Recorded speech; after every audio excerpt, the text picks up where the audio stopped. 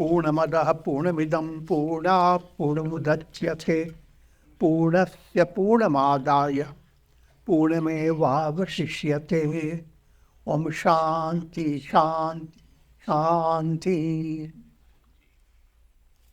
Om Brahmanandam Param Sukhadam Kevalam Jnanamurtim Dvandvatitam Gagara Sadrisham Tattvamasyaadilaksham Ekam Nityam Vimalamachalam Sarvadhi Sakshi Bhutam Bhavatitam Trigunarahitam Sadgurum Tam Namami. Om. Adorations to Sadguru, who is Brahman, the giver of supreme bliss, embodiment of pure consciousness, one without a second, vast as the ether, infinite, eternal, beyond the three gunas and their modifications, the supreme precept, Yoga Vasistha Nirvana Prakarana, section 21-28. The illusion of the body and the world. It's not a new news. Yeah, that's unstruck.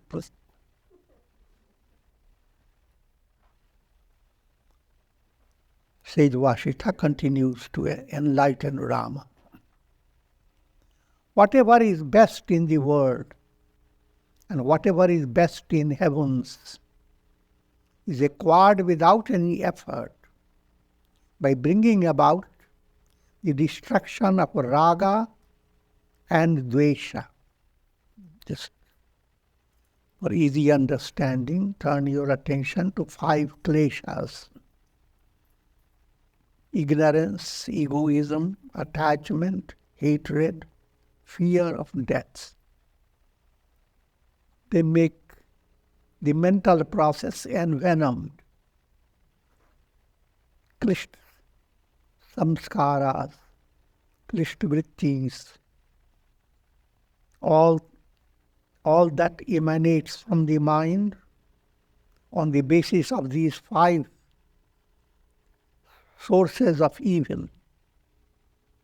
All that emanates is envenomed. They are termed klishta. Source of klishta is klesha. And the process that counteracts the klishta is called shit. It's literary information.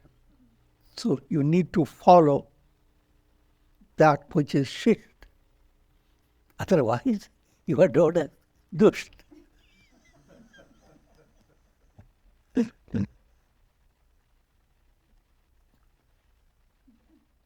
When you follow the righteous process, then you are put. Well done. And the in English literature, simple term, must. Just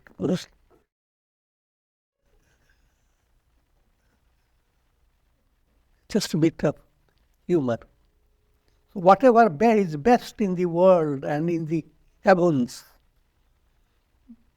the idea is, what is best? Best is truth. And truth is Brahman.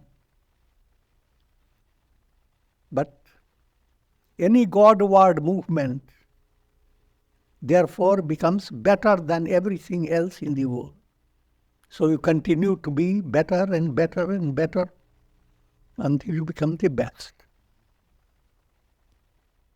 Otherwise, at least you remain a beast. That's the least.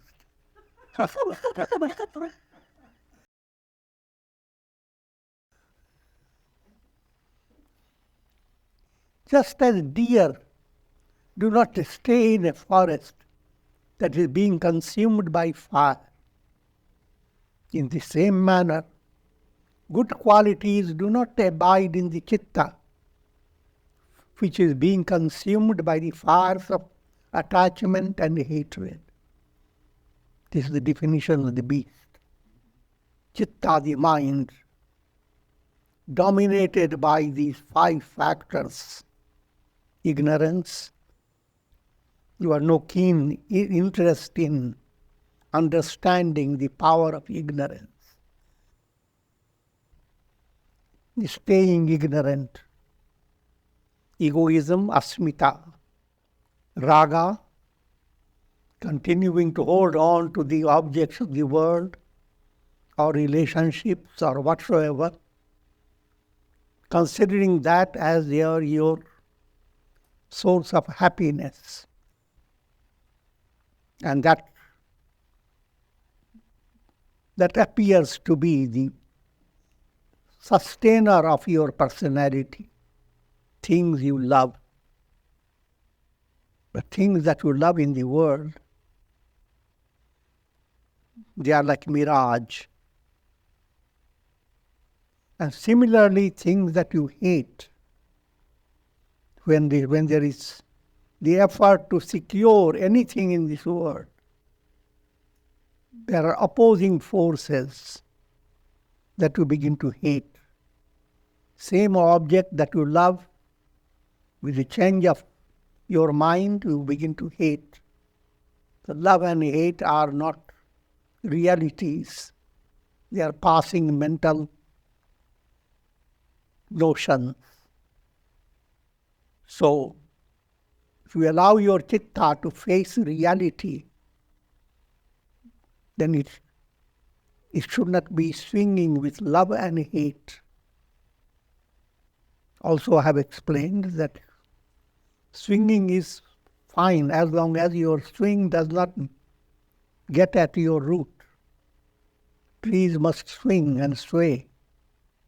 But swing and sway will remain more positive for the tree.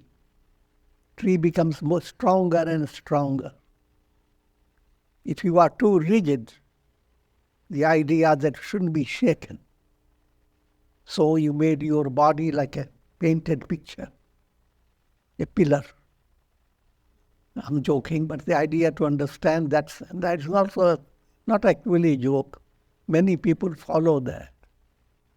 They follow the path of appearing just like a stone wall, unshaken. But that's a picture of hell. If your heart is not touched by sense of tenderness, sense of contempt, both. If your tongue does not taste bitter and sweet, what type of tongue do you have? So, just like in the case of the tongue, all tastes the tongue must be sensitive, flexible, swinging around constantly. And that means you have a good digestion. So Raga, Dvesha, etc. should create the same phenomenon. Allow yourself to swing, but don't be shaken up to your very root. And that's the virtue called serenity. More advanced level, it is called Samadhan. How things go on, they are playing with it. It's Leela. Deeper level, I am. That I am is like the sky. That I am is the only truth. Ahamasmi. And in order to reach that Ahamasmi state, all these 5 Kleshas have to be neutralized, negated. Abhinivesha, fear. There must develop fearlessness. Absolute abhayam. And that has a 2-aspected practice. And then allow your mind to turn to God. Develop a sense of relation. Deha buddhya tu dasoham. The point of the body, I am a slave, God is the master. Jiva vidya tu darshaka. On the point of the soul, I am a ray and God is the sun. And from Jiva Buddhyat, Atma Buddhyat Tavaivaham. From your innermost point of view, I am Brahman. So this type of movement is leading you from klishta to aklishta, lifting the burden of the kleshas. And as that pressure of klesha is lifted, now the mind goes on developing serenity progressively, more and more. And developing intellect develops that type of strength of understanding, that its understanding is never shaken. Things present in so many ways. If you are not in advanced state of spiritual progress, you constantly recognize that you have been wrong, now we can correct it. But how corrected? Wait, even that is wrong. So there is no samadhan. Samadhan is an absolute conclusion to your mind. This is the way it is. That's all. Brahman alone is. There is no contradiction, no matter how things happen.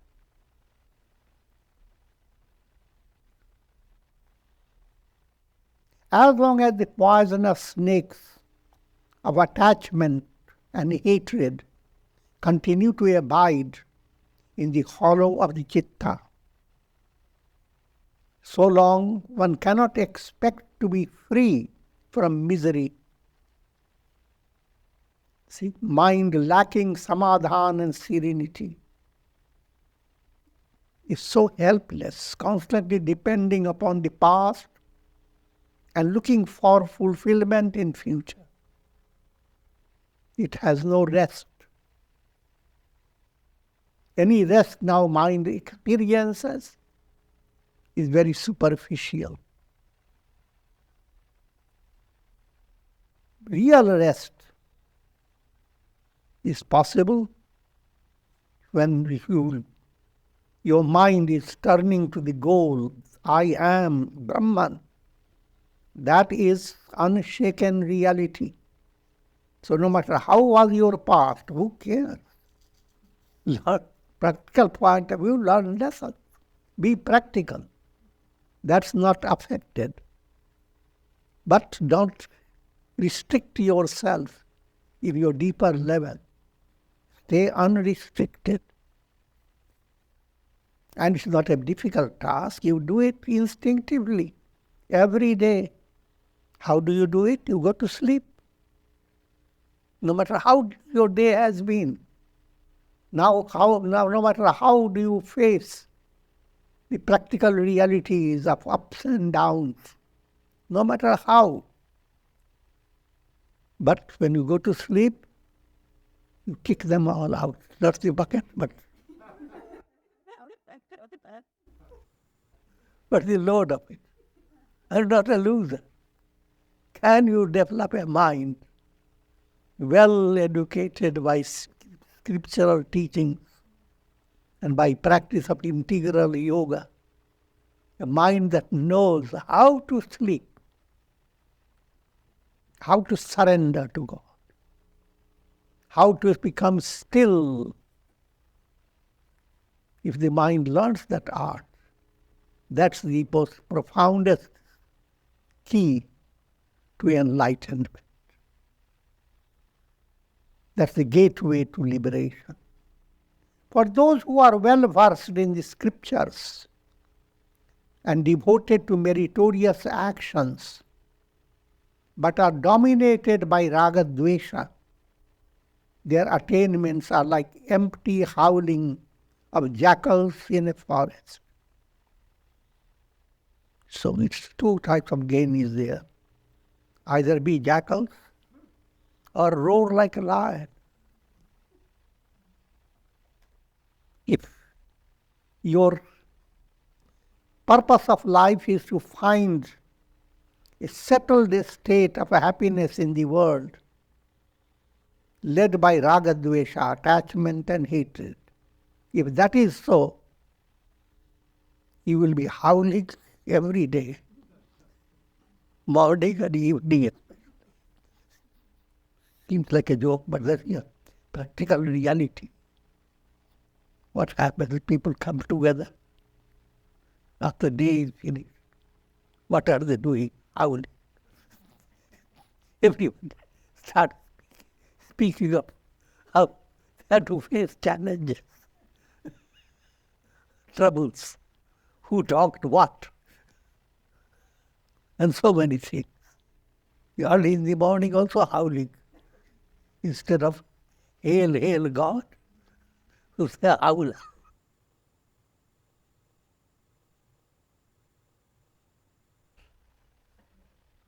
So even while you are doing good deeds, meritorious deeds, but you are not going after your Raga Dvesha. Raga must turn into bhakti, devotion. That's what you need. Every attachment is pointing the finger. Whom are you going to be attached to? Where is the source of your happiness? So every attachment, name and form, moves away. But the attachment points the finger to God. God is the underlying reality behind all names and forms. So, in every situation, you feel a sense of warmth and coziness in your family or with any particular person. Your mind should turn to God through the personality. It's not the person or the name and form that must be highlighted in your mind, but God, the same God who is your innermost essence, the I am. So your raga has become so extended. Your attachment is not selective. Just be attached to this, detach from all, send them all to hell. And similarly, dvesha, hatred. Where there is raga, there is dvesha. When you are attached to one, you want to detach from many. Now your detaching from many should turn into neti, neti, not this, not this. Each time you face a predicament of feeling that you are being hurt by people, by objects, and how you hate them. Instead, develop the understanding that your karma has drawn, these hurtful elements have come towards you by your own karma. You put on honey on your face, and the bees will go after you. Why hate the bees?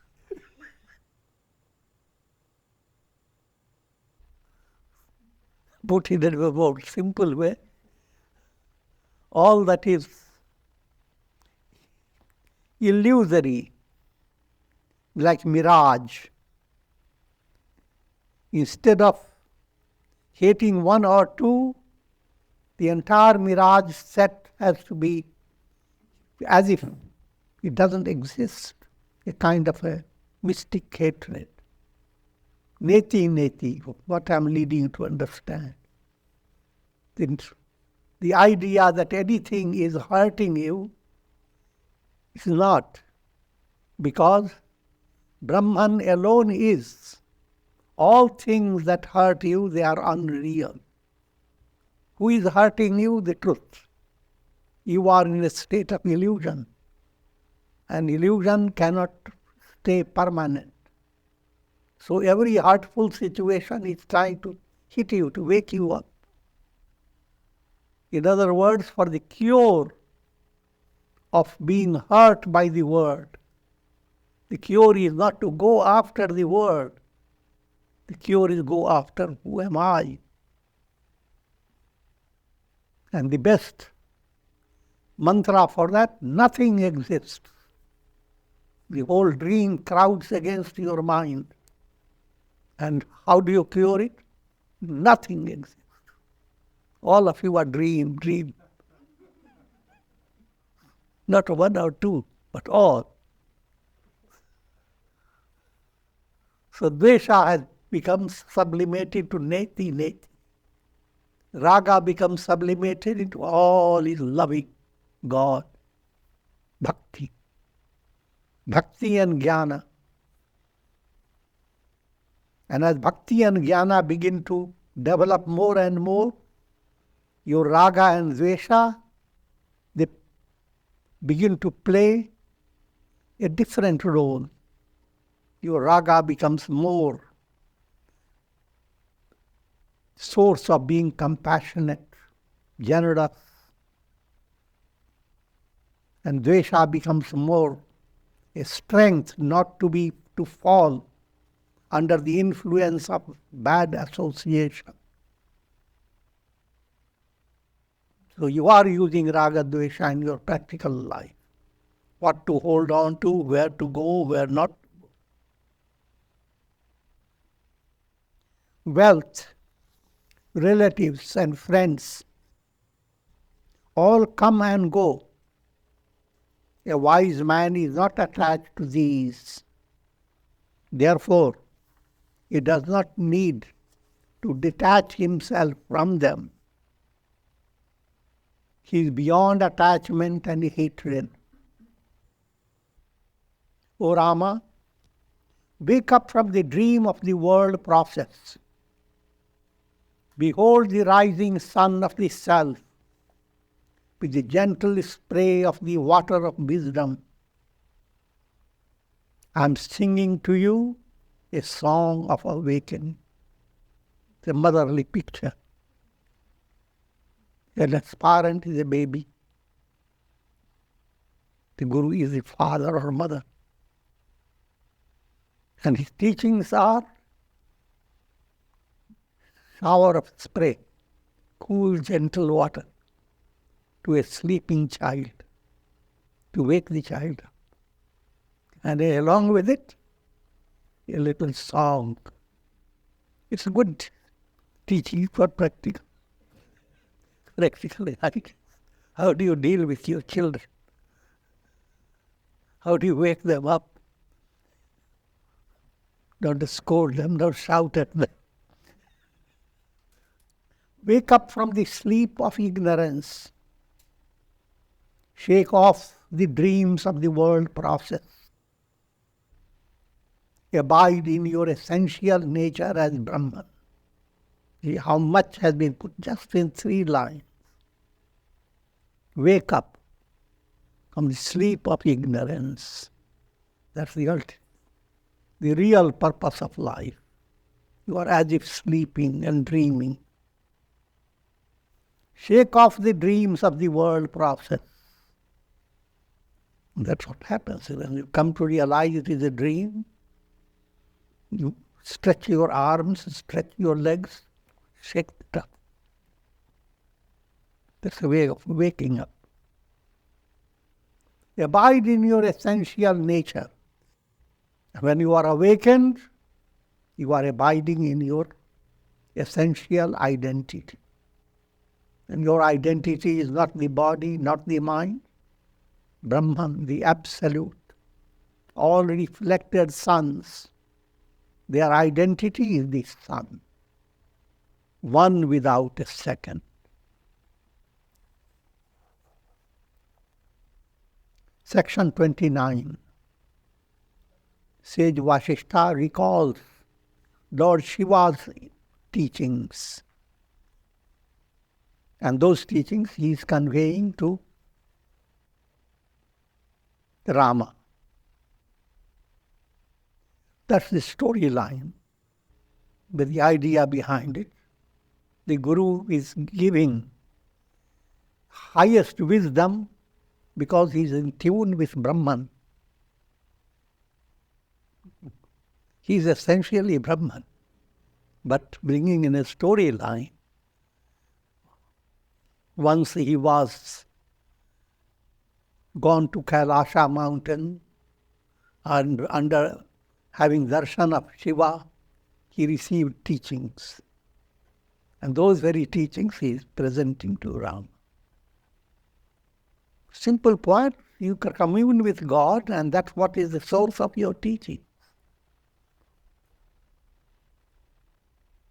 O king, Sage Valmiki said, turn your attention to the original speaker behind the Yoga Vasistha. Valmiki is the author. And he is talking to King Arishtanemi. All the detail should not disturb your mind.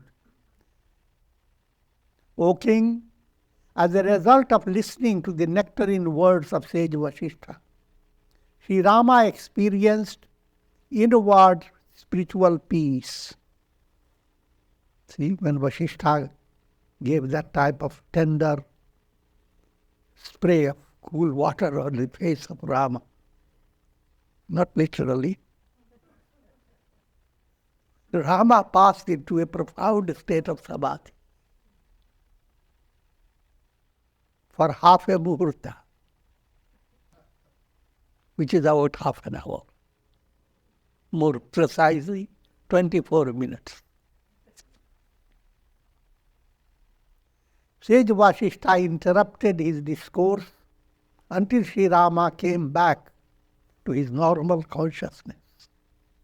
In the storyline, Sage Vasistha tells, and there's so many hundreds of people listening. But now when Rama passed into ecstasy, Vasistha remained calm. And all people went on looking what's going on. Sage Vasistha resumed, O Rama, you have attained the knowledge of the self. You are resting in your essential nature. Continue to abide in the self and do not rely on this limited and petty world process. It's not pretty, petty. The whole world process. Sankalpa,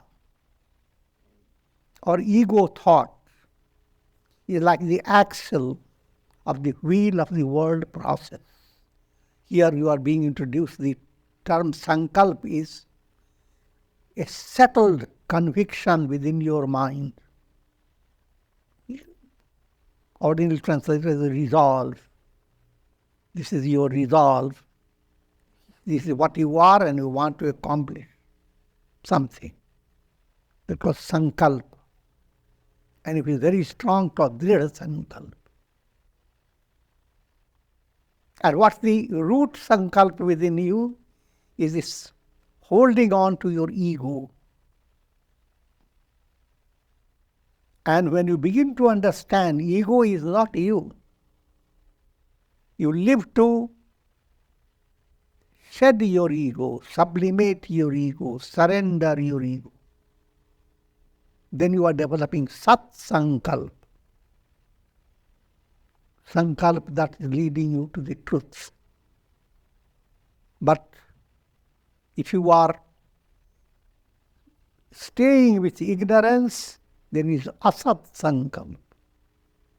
That's a wrong type of conviction within yourself about your identity. So that ego affirmation, I am the ego, that's this kusankalpa, wrong type of sankalp. That is like the axle of the wheel of the world process. Since your identity itself has gone into mayhem, aham has gone to mayhem.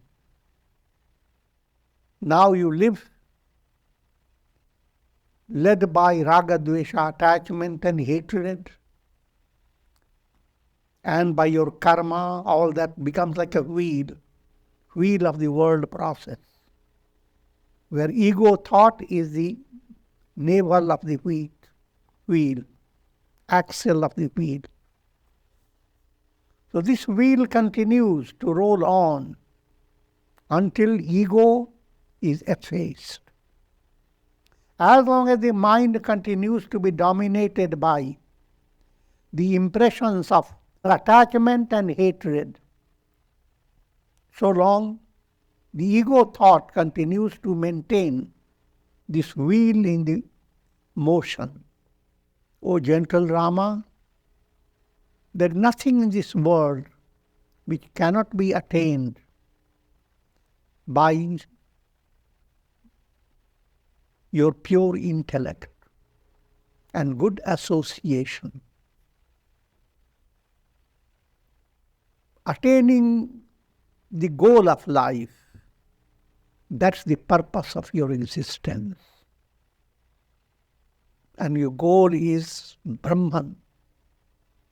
But the mind will say, oh, can't even secure $1 million, and Brahman is a multi-billion project.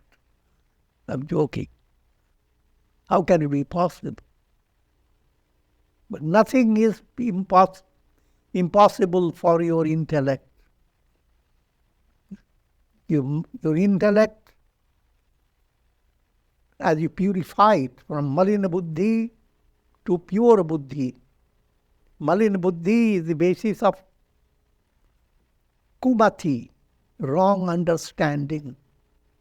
Pure buddhi, sanamati, good understanding. But your intellect is the channel. So, allow your intellect to be guided by satsanga and your purushartha. Purushartha means practicing integral yoga in daily life, along with satsanga. As malin intellect becomes purified,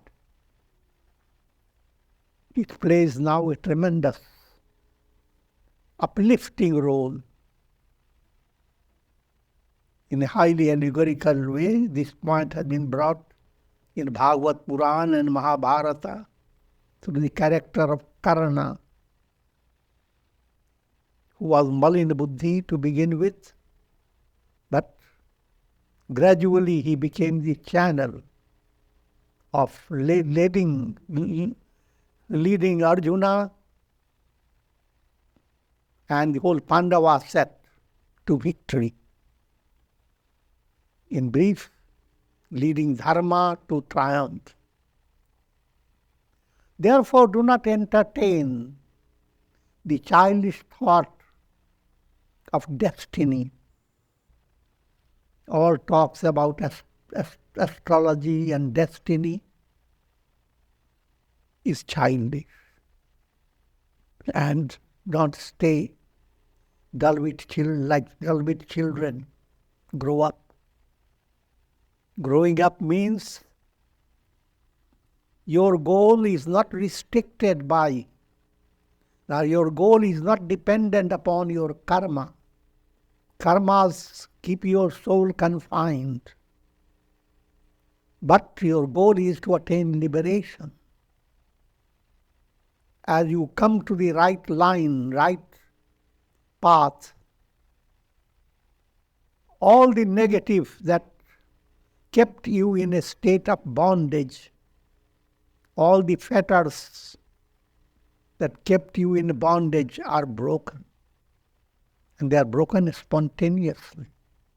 Therefore, do not entertain the childish thought of destiny. Therefore, never say that you will succeed in your sadhana on a special day according to astrology, and go to the astrologer. Will I succeed? I've started meditation. Tell me, is it in my horoscope? If you have that type of mentality, you have not understood what the path of jnana is, or the real spiritual path is. Put it more in a simple way. depending upon destiny and going after astrologers. That has their own purpose. But they help you in the same way like you hear weather forecast. They're very interesting. Hear about storms going on, houses demolished. We allow ourselves to see it be stirred up. But when the day starts, you take your car. Rain or sunshine. You do it. You are not dependent upon weather forecast. Karmic movement is weather forecast. If you are deeply involved, then you don't use weather forecast for practical reason. That's all. But it does not restrict your central purpose. Rather, karmic process, negative of the karma, produces vairagya in your heart, allows you to turn to God more and more. Positive inspires you. And you gradually get out of the clutches of karma. Karma nash completely. Rather, by taking recourse to self-effort, endeavor to control the ego thought and thereby the entire chitta. Then asmita klesha is removed. It paves the way for the destruction of ignorance. Now the chitta itself comes to a complete, allegorically speaking, it completely burns up. Becomes the vibhuti of Lord Shiva. Ashes. Don't take it literally. A cloud having allowed the sun to pass through.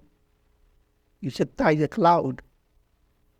And once that reaches climax, the rays passing through the cloud gets burnt up.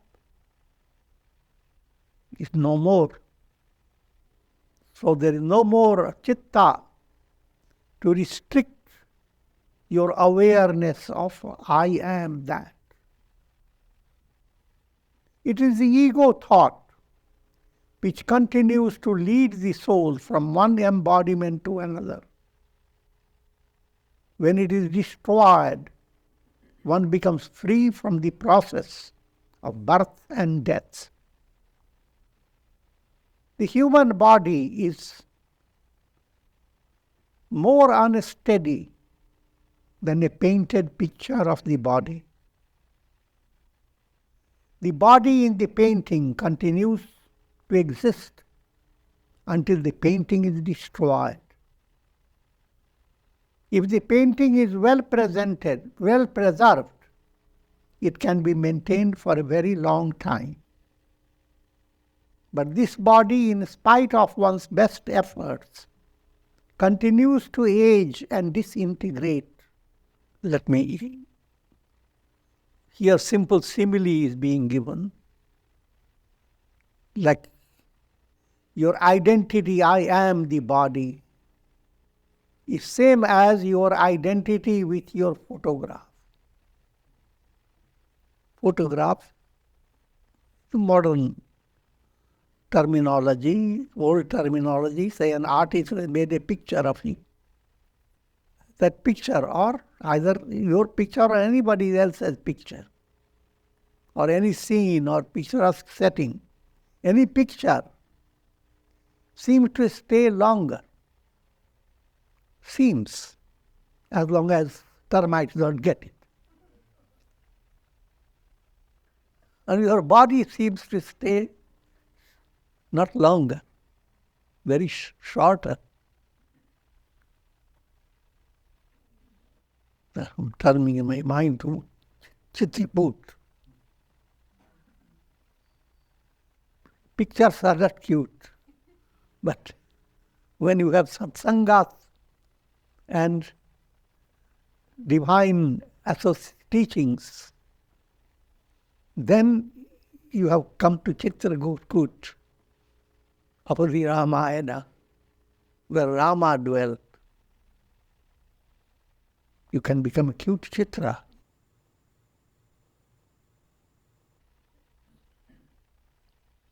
Or you are a Chitra with a cute turban. This body is the illusory product of the ego thought.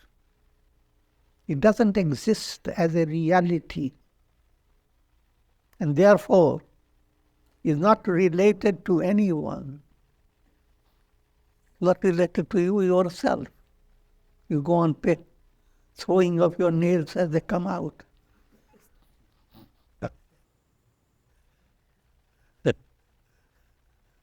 All the cells within you are going on changing. Knowing this, consider the body to be like a mirage, or like a snake in rope, or like a product of a dream, and shun the illusion of the body idea in order to become firmly established in the awareness of the self. Put it in a very crude way, when a person, no matter how loving the person must have been, when he is passed on, how long can you keep the body? If the body you loved so much, the fact is you didn't. The proof, the soul has departed, but now you now adopt every method to keep the body away. Either put it in the grave or burn it up, but you will not keep the body. The same body that has been source of so much love and graciousness, etc. These are not meant to bring dejection in your mind, rather inspiration. Constantly viewing yourself confined to the body keeps you reminding of your birth date and counting every now and then how long can you live in future. All that is normal and there is no harm in it, as long as at your deeper level you work upon being free from body identity.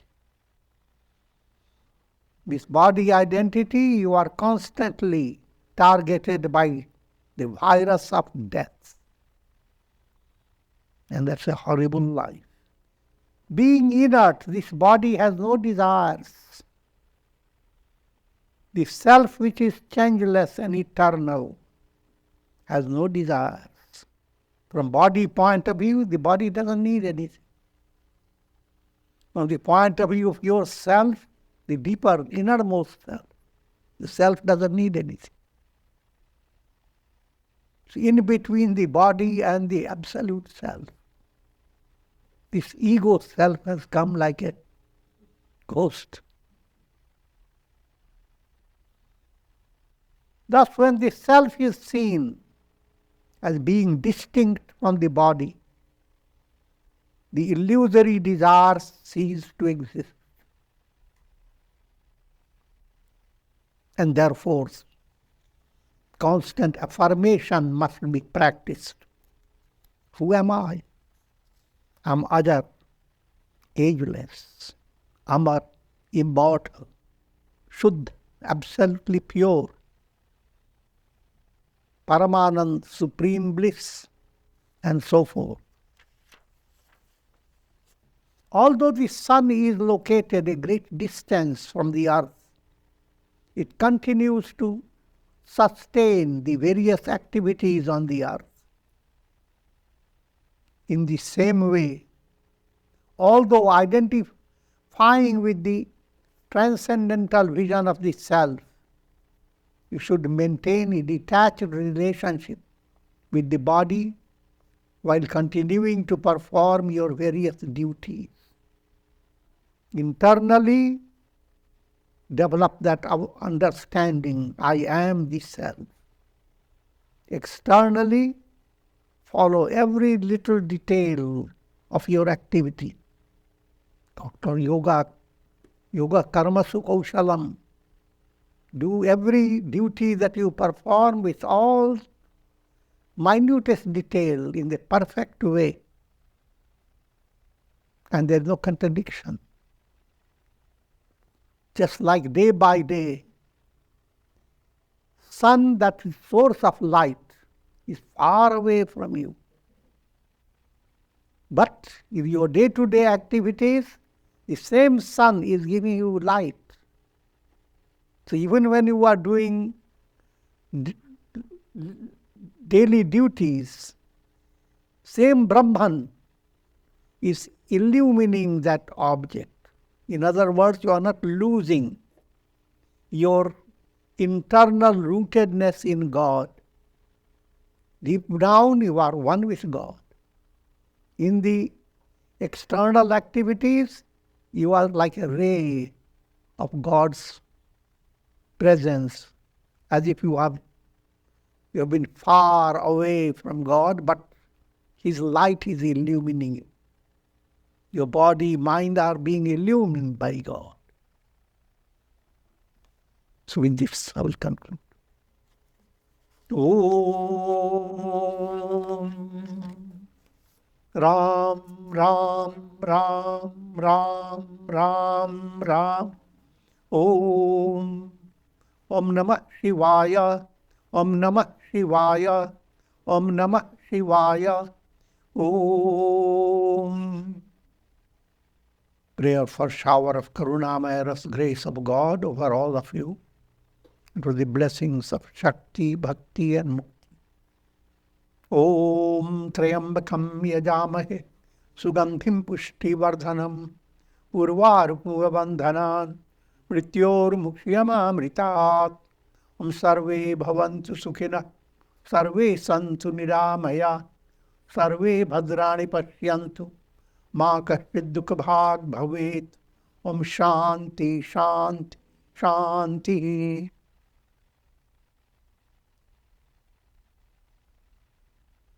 Hari Om Tat Sat.